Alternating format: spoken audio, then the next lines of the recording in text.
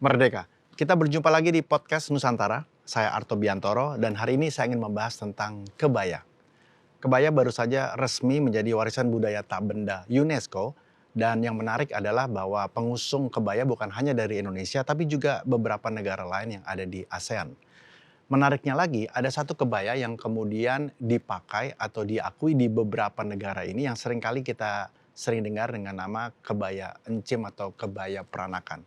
Hari ini saya ditemani oleh seorang desainer kebaya peranakan bersama kita, Ko Jojo. Selamat datang di studio. Halo Mas Harto.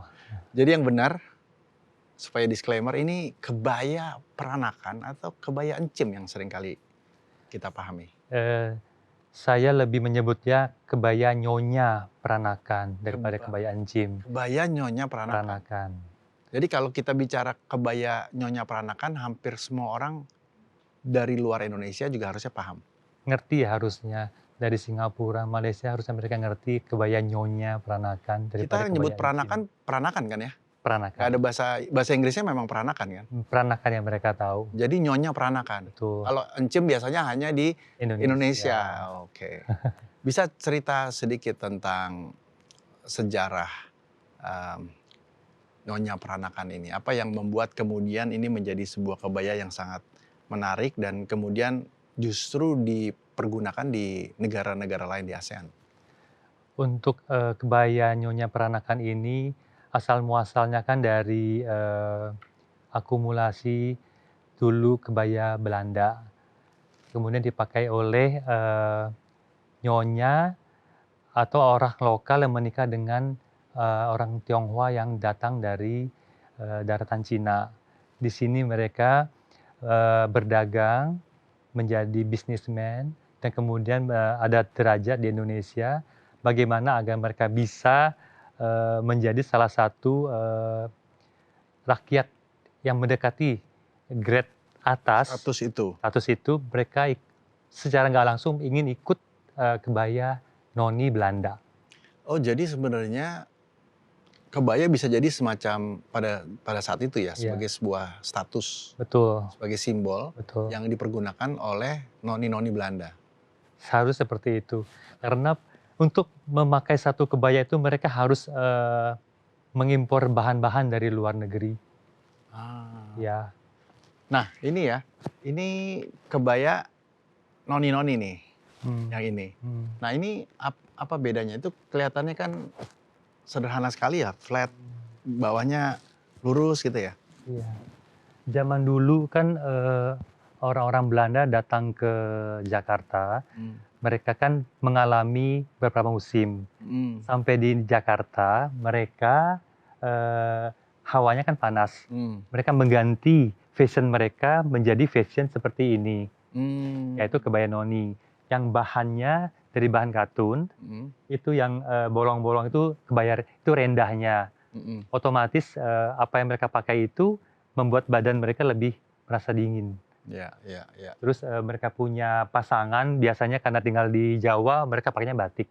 Iya, lebih sederhana ya, renda-renda gitu ya, putih, garis lurus gitu ya. Meskipun rendahnya sederhana, tapi itu import.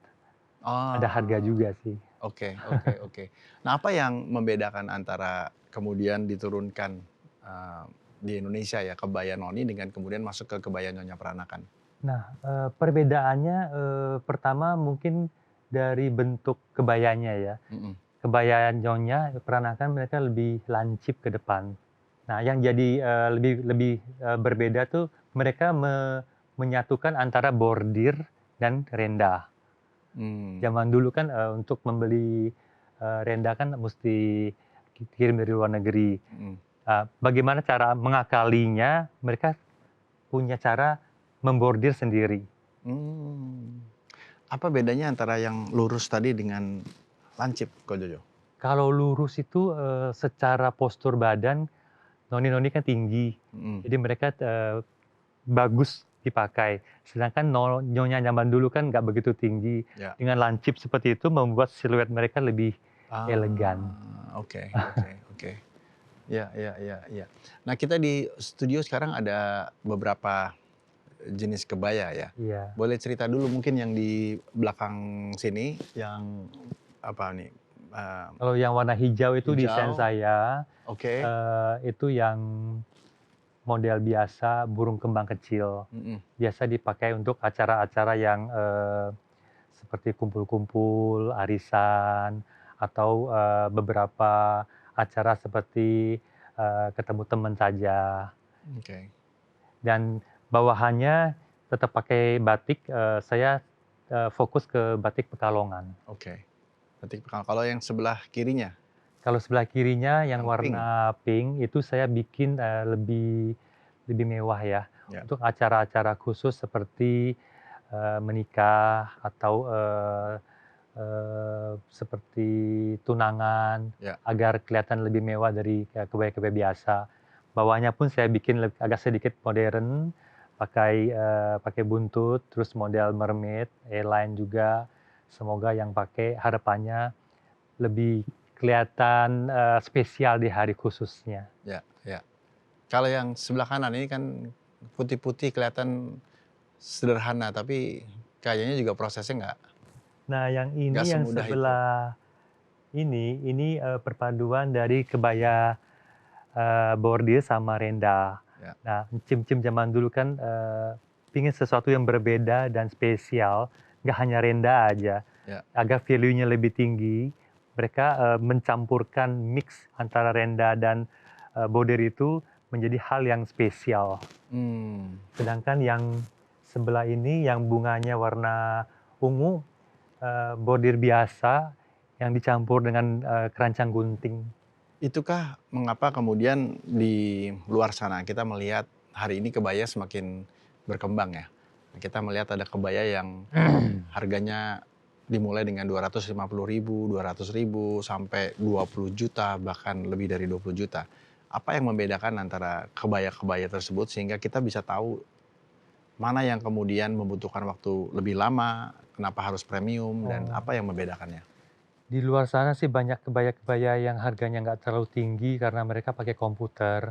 Jadi untuk membuat satu kebaya komputer itu sangat mudah. Satu mesin bisa membuat 20 sampai 30 potong per berapa jam saja. Ya. Itu pun dengan warna yang tidak banyak ya. Sedangkan yang saya desain ini, satu kebaya itu bisa hampir 30 warna benang. Itu yang membuat kebaya yang value-nya lebih mahal itu dari kualitas sampai ke desainnya itu berbeda. Pasti berbeda, pasti orang Pasti akan berbeda, tahu ya. ya. Tapi itu penting juga ya dalam konteks kita mempopulerkan kebaya, khususnya kebaya peranakan atau nyonya peranakan, kita punya berbagai macam versi dari yang paling murah sampai yang mungkin paling mahal, sehingga kebiasaan masyarakat khususnya kaum perempuan untuk menggunakan kebaya menjadi lebih sering ya, sesuai dengan pasarnya masing-masing. Sebenarnya sih rate harga untuk satu kebaya kan tergantung dari pemesan ya. Kalau mereka bilang ada budget, misalnya budgetnya under 2 juta misalnya, saya pun bisa mencari atau membuat harga rate seperti itu dengan pekerja yang berbeda. Ya. Dan tentu saja hasil dari kebayanya juga berbeda dengan harga yang lebih mahal. Ya. Biasanya seperti itu. Ya, sebenarnya dalam konteks contoh tadi yang kita lihat, sebenarnya kan penggunaannya dipakai dalam konteks harian juga ya. Ada ya Apakah harian. kemudian hari ini fungsi atau penggunaan kebaya itu berubah atau sebenarnya tetap masih sama menurut Ko Jojo? Di Indonesia sekarang saya melihat banyak sekali acara-acara yang pakai dress code ya. Nah, beberapa acara itu saya lihat ada yang memakai kebaya, tapi ada yang pakai rok, ada yang pakai celana, bahkan ada yang pakai sepatu kets. Itu kan sebenarnya bukan pakemnya. Cuma bisa dimengerti karena untuk kondisi yang mereka bisa pakai itu nyaman, senyaman mungkin aja. Asal jangan pada waktu ada satu acara yang khusus, misalnya acara adatnya atau dalam satu konteks itu resmi, sebaiknya memakai kebaya dan kainnya secara yang benar dan pakem. Itu menurut saya aja. Jadi nggak ada kata-kata bilang, oh nggak boleh pakai kebaya bawahnya celana. Nggak juga sih. Ya. Menurut saya mah sah-sah aja selama Ya, itu nyaman. bahkan sekarang kita lihat anak-anak muda mengkomunikasikan kebaya kadang-kadang dengan jeans lah, ya kan? Dengan rok Selama lah. mereka nyaman sih oke ya. Dan mereka looks fashionable kok. Betul. Dan mereka kelihatannya nyaman serta percaya diri. Itu paling penting. Ya. Ada orang yang berkebaya tuh tidak percaya diri. Itu yang membuat mereka menjadi kelihatan orang bilang layu. Ya. Jadi berkebaya itu harus punya suatu percaya diri agar mereka bisa memfokuskan ini loh saya, ini loh Indonesia. Ko Jojo, sebenarnya kalau bicara lebih sering juga ya dalam konteks berkebaya ini, kita melihat sebenarnya justru 10 tahun terakhir penggunaan kebaya ini semakin sering. Salah satunya ketika saya melihat di pasar-pasar katakanlah tadi kelas-kelas kebaya yang pabrikan, kemudian semakin banyak diproduksi, tapi kemudian kelas-kelas premium juga tadi yang disampaikan, itu juga semakin tumbuh ya. Padahal kita kayaknya sudah pernah mendengar kebaya ini di era 50-an, 60-an, tapi kemudian ada yang hilang gitu, ada beberapa generasi bahkan ya hilang dan sekarang baru mulai lagi orang-orang memakai kebaya. Mengapa itu terjadi dan tren apa kira-kira? Bosan kali ya. Hmm. Saya tertarik dengan kebaya ini kan gara-gara kehilangan ya dari mama saya. Karena saya punya popo, ibu dari mama saya itu kan berkebaya. Ya. Saya tanya ke mama saya, kenapa tidak berkebaya? Satu yang dia bilang, jadul. Kedua, ribet. Oke, zaman itu kan keluarga saya cukup berada. Saya bilang, kenapa nggak beli saja, Ma? Ya itu katanya, kalau berkebaya itu jadul dan ribet. Nah, jadi saya punya ketertarikan untuk membuat kebaya itu agar tidak kelihatan jadul dan tidak kelihatan ribet. Bagaimana caranya? Kalau pakai kebaya, kita akan harus kelihatan keren. Itu yang pertama. Jadi orang mau berkebaya. Bener nggak sih? Ya. Yang kedua, oke, anggaplah ribet tuh karena mesti pakai peniti, mesti pakai apa. Sometimes saya bikin untuk anak-anak muda pakai resleting. Simple sekali. Ya. Jadi kalau sampai hilang itu sebenarnya bukan gara siapa sih, tapi karena bosennya kali ya. Karena dengan berkebaya, hari ini kita berkebaya, besok kita pakai fashion yang lain, orang akan memuji fashion yang lain itu daripada kebayanya. Ya. Benar nggak sih? Betul. Nah, bagaimana cara menciptakan agar kebaya itu nggak hilang? Ya. Ya, mudah-mudahan ke depannya kita bisa sering berkebaya, memakai kebaya dengan, ya itu tadi, mau pakai celana mau pakai rok, atau mau pakai yang lebih fashion, misalnya lengan buntung, atau mungkin lengan pendek, ya jalanin aja. Yang penting itu kebaya. Nah, pada waktu dia hilang, saya juga berpikir, apa nih salah satunya bikin dia hilang? Kos ya, kos. Uang untuk membeli kebaya itu, kalau di luar dari pabrikan, ya pasti mahal. Ya. Nah, bagaimana cara menciptakan kebaya agak lebih murah?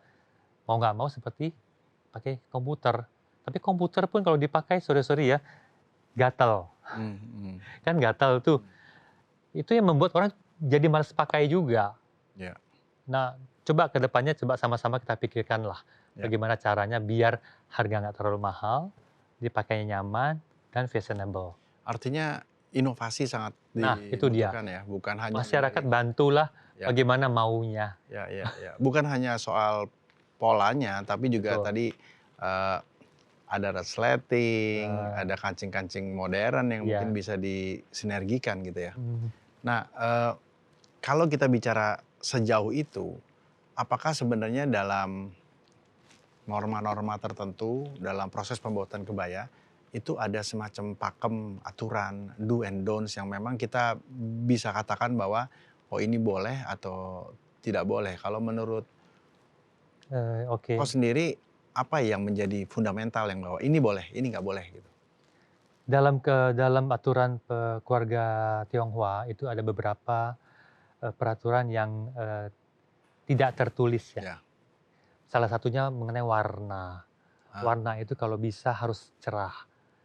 Karena pada waktu orang memakai warna hitam, warna putih atau biru, mereka lebih cenderung ke arah ritual kematian atau kedukaan. So, untuk kedepannya, bagaimana agar anaknya biar kelihatan lebih membohoki, orang bilang. Orang Chinese kan percaya bahwa dengan warna itu keberuntungan akan datang. Makanya saya membuat satu kebaya dengan warna yang kalau bisa dengan ada pakem peraturan Chinese. Warna merah, warna kuning, warna hijaunya punya meaning yang bagus. Ya. Kalau proses pembuatannya sendiri tidak ada aturan yang baku. Proses ya. Sampai saat ini saya tidak ada kesulitan apa-apa dalam proses pembuatan kebaya. Hanya warna dan bahan. Bahan kalau bisa sih lebih banyak ya transparan. Dan siluet lebih elegan di kebaya nyonya. Ya.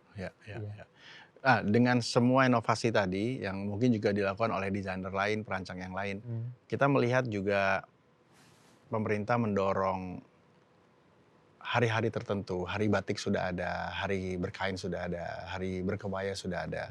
Ini kan tentu saja mendorong lebih banyak lagi ya masyarakat untuk menggunakan tradisi atau mendorong tradisi kita menjadi lebih populer lagi. Pandangan Ko Jojo tentang itu apa? Wah, itu bagus banget sih menurut saya. Kalau bisa sih, bahkan di sekolah pun suruh pakai kebaya kalau bisa. Ada beberapa sekolah yang sudah begitu ya, berkebaya atau berbatik ya. Di dekat rumah saya memang ada satu sekolah SD negeri yang saya lihat berkebaya. Yang itu bagus. Terus tanamkan agar rakyat itu tahu bahwa itu merupakan ciri khas dari negara kita, budaya kita, dan jangan dilupakan. Satu, jangan malu berkebaya. Kita sudah ngomong panjang lebar ya, tapi belum ada satu pesan yang sebenarnya penting kenapa kita berkebaya. Apa yang selama ini Ko Jojo pahami tentang ketika seseorang sudah berkebaya, kelihatannya sudah berubah menjadi seseorang yang sangat anggun, sangat berkepribadian. Apakah sebenarnya berkebaya itu ada semacam pesan tertentu? Makna dari berkebaya dalam Nyonya Peranakan itu kan ciri khas Tionghoa Peranakan ya. Jadi pada era itu mereka bangga untuk berkebaya nyonya. Mereka bangga memakai itu kebaya dan mempunyai satu status. Kalau bisa jangan hilangkan status itu. Apalagi zaman sekarang ini di luar sana mereka malah lebih bangga dari kita. Yang kebaya nyonya ini asal dari Indonesia. Aneh kan, yang negara luar lebih bangga daripada kita yang punya gitu loh. Bagaimana saya sebagai desainer kebaya nyonya ini yang membuat banyak pesanan dari luar negeri daripada dalam negeri. Malaysia, Singapura, Thailand itu terus terang yang ibu-ibunya, datin-datinnya tuh pesen ke saya dan dia bangga berkebaya bikinan saya gitu loh. Itu kan bingung jadinya. Hello Indonesia, ibu-ibu kita tuh kemana aja nih? Ayo berkebaya, bukan beli dari saya sih ya. Berkebaya yang lain pun nggak apa-apa. Selama kita punya kebaya ini jangan sampai hilang. Bukan hilang dia. Tidak populer. Nggak bangga. Jangan nggak bangga gitu loh pakai kebaya kita. Karena orang luar bangga pakai kebaya kita. Sesimpel itu aja. Evolusi kebaya juga semakin lama semakin banyak ya dengan model-model tertentu. Kadang-kadang saya masih suka bingung membedakan katakanlah kebaya peranakan dengan kebaya Betawi misalnya. Apa sih yang jadi kebaya peranakan dan kebaya Betawi? Oke, kebaya peranakan, kebaya Betawi. Kebaya peranakan biasanya tuh agak transparan. Kalau kebaya Betawi kan lebih mayoritas ke Muslim ya. Pasti lebih tertutup. Jadi bahannya lebih tebal. Terus kebaya peranakan daerah leher ini biasanya terbuka. Ya. Sedangkan kebaya Betawi mereka pakai selendang untuk menutupi leher. Oke. Ketiga, kebaya peranakan itu lebih pendek dan ada siluet. Kalau kebaya Betawi itu lebih panjang dan lebih longgar. Keempat, kebaya Nyonya ini lebih bermacam-macam ragam, dia punya bordir. Sedangkan kebaya Betawi ini lebih mengutamakan ini loh Jakarta, misalnya ada ondel-ondel, delman, nggak banyak sih, hanya bedanya ondel-ondel warna ini, delman warna ini. Sedangkan kalau Nyonya kan dengan ragam fisiologi dan ragam meaning membuat dia lebih kaya dengan corak. Ya, menarik ya. Kalau ngelihat perbedaan-perbedaan itu, kalau ahlinya memang sudah bisa melihat detail-detail itu ya. Kelihatan. Ko Jojo, terima kasih sudah memberikan gambaran kepada kita tentang kebaya Nyonya Peranakan. Semoga semakin banyak anak-anak muda juga khususnya yang mempopulerkan kebaya Nyonya Peranakan ini ya. Amin. Ada harapan tertentu tentang gerakan atau movement atau upaya untuk bisa lebih melestarikan kebaya ini? Harapannya ke anak-anak muda sekarang deh ya. Terus tunjukkan budaya kita melalui kebaya Nyonya Peranakan ini.